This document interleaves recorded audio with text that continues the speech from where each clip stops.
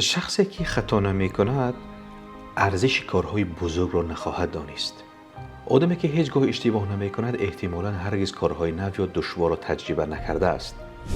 تنها با راحت طلبی یا انتخاب کارهای آسان زندگی می کند. در چنین حال و در حقیقت ارزش دستاورد بزرگ را درک نمی کند، زیرا هیچگاه برای کار از حد سعی نکرده است. کسی که می خواهد کاری مهم یا نوآورانه را انجام دهد بسیار وقت در راهش دچار ناکامی ها و خطاها می شود. ولی هر یک از این خطاها سبق است برای به دست آوردن پیروزی کلان. مثلا عالمی را تصور کنید که اختراعی مهمی کرده است. او شاید دهها یا صدها مراتب در تجربه هایش خطا و ناکامی دیده است، ولی نهایتاً به پیروزی علمی رسیده است و ارزش این دستاورد را خوب می داند.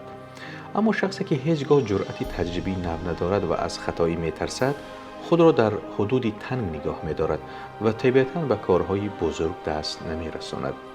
از این رو برای آن که قدر کامیابی های کلان را بداند، باید جرأت خطا کردن و آموختن را داشته باشد. خطایی که در راه یک هدف عالی صادر می شود بهتر از آن است که هیچ کوشش برای آن هدف نشود.